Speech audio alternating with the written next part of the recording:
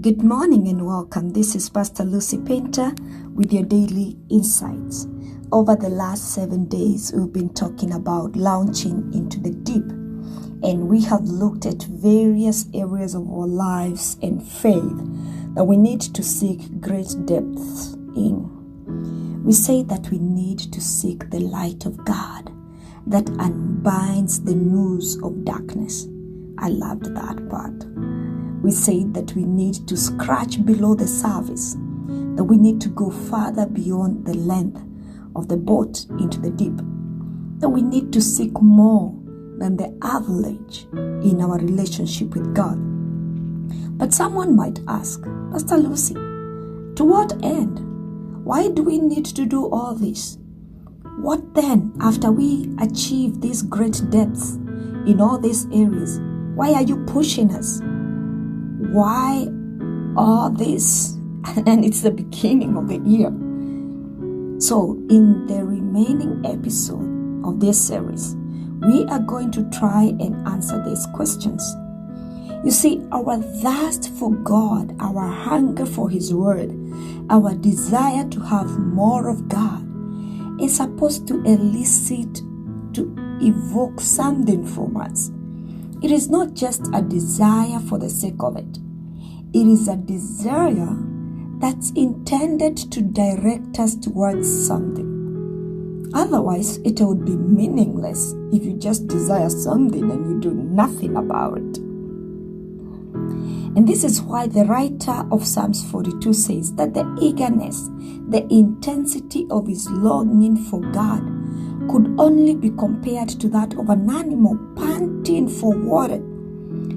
This is the subduing kind of thirst, the kind of thirst that can make you put everything else on hold just to have a moment of communion with God. You know, just like the way on a hot summer day, when you are thirsty, you will look for water until you find it. You don't just desperately say, oh, I'm thirsty, but I'm not going to do anything about it. The kind of thirst that can make you say, yes, I know I'm not yet to pay my mortgage. I know I'm sick. I don't feel like I have strength left to go on. But I just want a moment with God. This is a thirst more passionate than any hunger, more impatient than any discontent. And it is supposed to subdue us until nothing means more than being in the presence of the Lord.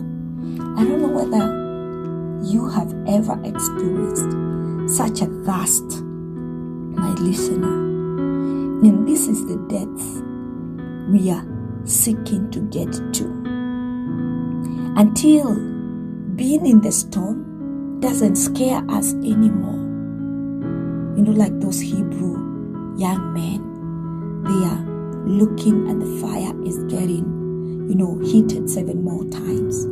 But they have this passion for God and loyalty. And they dare tell the king, it doesn't matter. Even if you add the furnace 7 more times, we are so in love with God. We know He's able to deliver us. But even if He doesn't, our mind is made. You know, that kind of passion that even storms don't scare you anymore. Until we can take comfort in the Lord in the desert. Until communion with God becomes a natural instinct to our souls. This is what it is supposed to happen when we thirst for God.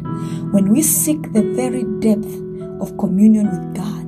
This is a kind of thirst that can keep us going when our legs have been knocked from under us, when all support has been withdrawn, when we have been separated from our support system of other believers, because it happens.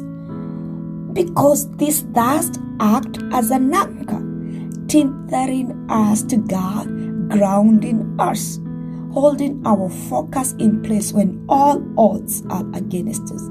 This kind of thirst is supposed to fuel our actions, to become the driving force of our worship and devotion to God.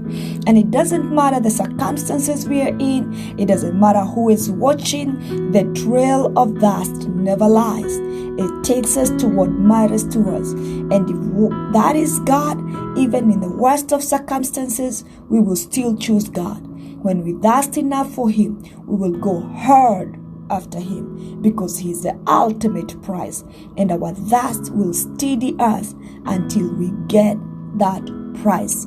Shalom. This is Pastor Lucy Painter with your daily insights, and this is Launching Deeper, Day 8.